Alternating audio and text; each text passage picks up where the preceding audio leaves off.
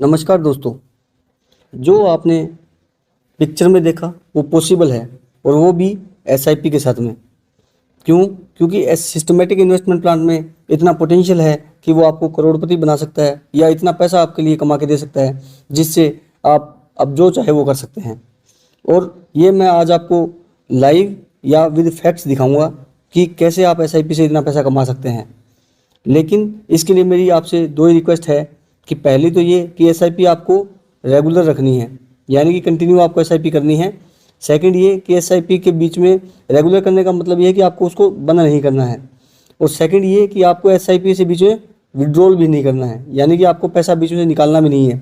Continue जो है, आपने अगर मान के चलिए 5,000 रुपये की एसआईपी स्टार्ट कर दी हर महीने की, तो आपको वो 5,000 रुपये लगाते रहना है, और बीच में जब भी आपको पैसे की रिक्वायरमेंट पड़ती है तो वो पैसा आपको निकालना भी नहीं है। तो मैं विद लाइव आपको दिखाऊंगा कि एसआईपी आपके लिए इतना पैसा कैसे कमा के दे सकती है।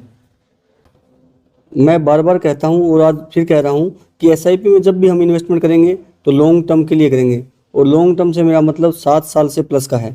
तो चलिए अब हम एग्जाम्पल के साथ देखते हैं कि एसआईपी में इतना क्या पोटेंशियल है कि वो हमारे लिए इतना पैसा बना के दे सकती है। हम यहाँ पे जो एग्जाम्पल लेंगे उसमें लाइव जो एसआईपी कैलकुलेटर है उससे रिटर्न जो है वो क्रिएट करेंगे या जनरेट करेंगे। और उसमें हम एग्जाम्पल के तौर पर मान लेते हैं कि हमने जो एसआईपी का अमाउंट रखा है वो 5,000 रुपये रखा है, और हम मंथली एसआईपी करेंगे। और जो रेट ऑफ रिटर्न जो हमने एज्यूम किया है कि हमें मिलेगा वो 12% है। हालांकि एसआईपी में 12% से ज़्यादा मिल जाता है आसानी से, लेकिन हम फिर भी कंजर्वेटिव अप्रोच के साथ चलते हैं और मान के चलते हैं कि कम से कम 12% जो रिटर्न है वो तो हमें मिलेगा ही मिलेगा। तो हम रेट ऑफ रिटर्न जो है वो 12% मान के चलते हैं कंपाउंडेड, यानी ये CAGR होता है, कंपाउंडेड एनुअल ग्रोथ, यानी कि इसमें हमें कंपाउंडेड रिटर्न मिलता है। ये हम 12% मान के चल रहे हैं। हमारी जो इन्वेस्टमेंट अमाउंट है पर मंथ वो 5,000 रुपये की है। तो अगर हम पहले जो 8 साल के लिए इन्वेस्टमेंट करते हैं, मान के लिए जो फर्स्ट 8 ईयर्स में अगर हम इन्वेस्टमेंट करते हैं तो जो हमारी इन्वेस्टमेंट वैल्यू है वो 4,80,000 रुपये हो जाएगी, यानी कि 8 साल में हम लोग 4,80,000 रुपये इन्वेस्ट कर चुके होंगे। लेकिन उस इन्वेस्टमेंट की जो वैल्यू होगी वो होगी 7,85,000 रुपये लगभग, यानी कि उस 4,80,000 का 12% CAGR के हिसाब से जो हम मंथली एसआईपी कर रहे हैं तो हमको 8 साल के एंड के बाद 7,85,000 रुपये मिलेगा। यानी कि अगर हम यहाँ पे 4 लाख डालते हैं पैसा तो हमको 7 लाख का रिटर्न क्रिएट होता है। अब अगर हम उसी एसआईपी को 8 साल से बढ़ाकर 12 साल कर देते हैं, यानी कि 4 साल हम और एक्स्ट्रा उसको रखते हैं और रिडीम नहीं करते हैं, यानी कि बीच में उसको विड्रॉल भी नहीं करते हैं और उसको कैंसिल भी नहीं करते हैं, तो जो 12 साल के बाद में जो हमारा एसआईपी का जो रिटर्न होगा वो 15,40,000 रुपये हो जाएगा। 15,40,000 रुपये हमको इन्वेस्टेड जो अमाउंट है हमारे रिटर्न के साथ मिलेगा, जबकि हमारा इन्वेस्टमेंट अमाउंट कितना है 7,20,000 रुपये। यानी कि जो हमारा 4 साल इंक्रीमेंट हुआ, 4 साल हमने एसआईपी बढ़ाई और हमारा जो रिटर्न था वो 2.41 टाइम्स हो गया हमारे इन्वेस्टेड अमाउंट का। अब उसी एसआईपी को हम 12 साल से अगर 3 साल और बढ़ा देते हैं, यानी कि टोटल 15 साल का टेन्योर कर देते हैं उसका, तो अगर हम 15 साल तक 5,000 रुपये की एसआईपी 12% के हिसाब से कैलकुलेट करते हैं तो हमारा जो टोटल इन्वेस्टमेंट अमाउंट है वो 9 लाख रुपये करीब हो जाता है। जबकि हमारा जो रिटर्न हमको क्रिएट होगा इन्वेस्टेड अमाउंट के साथ में वो लगभग आप देख सकते हैं 23,79,000 रुपये अप्रोक्सीमेटली, इतना हमारा इन्वेस्टमेंट रिटर्न जो है क्रिएट हो जाएगा, जो कि हमारी जो इन्वेस्टेड अमाउंट है उसका 2.64 टाइम होता है।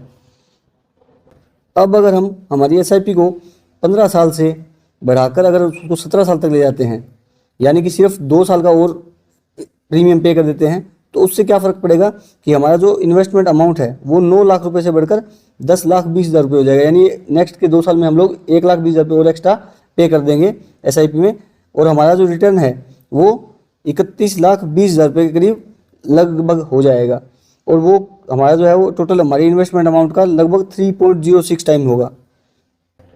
तो जो हमने एग्जांपल लिया था एसआईपी का, जिसमें हमने 5,000 रुपये पर मंथ का एसआईपी लिया था, हर महीने हम 5,000 रुपये की इंस्टॉलमेंट दे रहे थे, और हमने बहुत ही कंजर्वेटिव सा एक 12% पर एनम का CAGR लिया था। तो उसके हिसाब से जब हम करते हैं तो हमने जो देखा कि 8 साल जब हम एसआईपी को कंटिन्यू करते हैं तो हमारा जो इन्वेस्टमेंट का जो वैल्यू है, यानी जो हमने खुद इन्वेस्ट किया है वो लगभग 4,80,000 रुपये हमने इन्वेस्ट किए, और हमारा जो रिटर्न बना, रिटर्न यानी कि जो हमारा इन्वेस्टमेंट अमाउंट था प्लस जो हमारी रिटर्न क्रिएट हुआ, दोनों मिला करके वो बना 7,85,000 रुपये लगभग, यानी वो 1.64 टाइम था हमारे इन्वेस्टमेंट अमाउंट का। लेकिन अगर हम उसको 12 साल तक कंटिन्यू करते हैं एसआईपी को, तो हमारा जो इन्वेस्टेड अमाउंट था वो 4,80,000 से बढ़कर 7,20,000 रुपये हो जाता है, और हमारा जो रिटर्न था वो 7 लाख से बढ़कर 15,40,000 रुपये हो जाता है। और अगर इसी को हम फिर 3 साल के लिए बढ़ा देते हैं और 15 साल कर देते हैं, तो हमारा जो इन्वेस्टमेंट अमाउंट था वो जो बढ़कर 7,20,000 से 9 लाख रुपये हो जाता है, और हमारा जो रिटर्न है वो 23,79,000 रुपये के लगभग हो जाता है।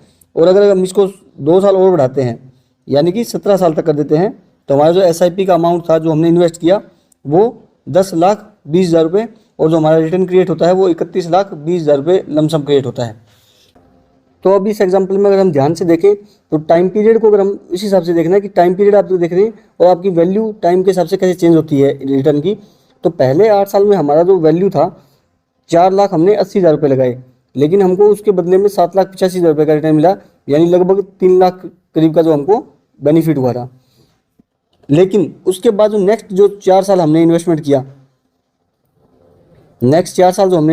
उसमें हमारी जो टोटल इन्वेस्टमेंट हमने 4 साल में किया वो लगभग 2,40,000 रुपये का ही किया सिर्फ, क्योंकि 8 साल में 4,80,000 किया था, लेकिन नेक्स्ट 4 साल में हमने सिर्फ 2,40,000 का इन्वेस्टमेंट किया। लेकिन जो हमको रिटर्न में बेनिफिट हुआ वो रिटर्न हमको 7,55,000 का हुआ। क्यों? क्योंकि 7,85 से रिटर्न बढ़कर 15,40,000 हो गया था, यानी कि नेक्स्ट के जो 4 साल थे उसमें हमने अमाउंट जो इन्वेस्ट किया वो भी आधा किया, लेकिन हमारा रिटर्न लगभग उतना ही बना जितना हमारा पहले 8 साल में बना था। उसी को अगर हम नेक्स्ट 3 इयर्स के लिए और कंटिन्यू करते हैं तो हमारा जो इन्वेस्टेड अमाउंट है वो और कम हो जाता है, 1,80,000 रुपये रह जाता है, लेकिन हमारा जो रिटर्न बनता है वो 8,39,000 रुपये बनता है लगभग, क्योंकि 15,40,000 से हमारा रिटर्न बढ़कर 23,79,000 हो गया था, यानी 8,39,000 लगभग हमको रिटर्न मिला। यानी कि नेक्स्ट के जो 3 साल थे उसमें हमको रिटर्न इससे भी ज़्यादा मिला, जबकि हमारा जो इन्वेस्टमेंट था वो बिल्कुल कम हो गया था, 1,80,000 रह गया था। और अगर इसी को हम और 2 साल कंटिन्यू करते हैं और 17 ईयर्स अगर SIP रखते हैं तो हमारा जो इन्वेस्टमेंट अमाउंट था उसके ऊपर जो हमको रिटर्न मिला, हमने इन्वेस्ट किया था 1,20,000 रुपये उस 2 साल में, लेकिन हमें जो इन्वेस्टमेंट का जो वैल्यू मिला 7,40,000 रुपये, यानी सिर्फ 2 साल में हमने 1,20,000 रुपये दिए और 7,40,000 रुपये हमें वापस मिल गए रिटर्न में। तो ये सब चीज़ें जो तभी पॉसिबल हो पाती हैं SIP में जब आप लगातार इन्वेस्टेड रहते हैं, और जैसे जैसे टाइम पीरियड बढ़ता है वैसे वैसे आपके रिटर्न उसी हिसाब से बढ़ते हैं। क्यों? क्योंकि ये पावर ऑफ कंपाउंडिंग होता है, ये कंपाउंडिंग का पावर होता है, पावर ऑफ कंपाउंडिंग। यानी कि इस पावर ऑफ कंपाउंडिंग असली तभी असर दिखाता है अपना जब आपका टाइम पीरियड लॉन्ग टर्म का हो, यानी लंबे समय का हो। इसलिए मैं बार बार बोलता भी हूँ कि SIP आपको हमेशा लंबे समय के लिए करनी है। और आप देख भी सकते हैं इस एग्जाम्पल में कि 4 साल में रिटर्न इतना खास नहीं था, लेकिन जैसे जैसे टाइम पीरियड बढ़ता गया आपका इन्वेस्टमेंट अमाउंट था वो कम होता गया और आपका रिटर्न बढ़ता गया। तो इसलिए हमेशा SIP को लगातार करते रहें और बीच में रिडीम ना करें, क्योंकि हमने एग्जाम्पल में माना है कि 5,000 रुपये का हमने SIP फिक्स रखा है। तो उम्मीद है कि आपको इस छोटे से एग्जाम्पल के साथ समझ आया होगा कि पावर ऑफ कंपाउंडिंग कितनी बड़ी चीज़ होती है, कंपाउंडिंग हमारी इन्वेस्टमेंट पे कितना बेहतर रिटर्न दे सकता है अगर हम इसको लगातार इन्वेस्ट करके रखें तो अगर आपको हमारा कंटेंट पसंद आया तो हमारे चैनल के साथ इसी तरह बने रहिए, और हमारे जो कंटेंट्स है उसको लाइक और सब्सक्राइब करना ना भूलें।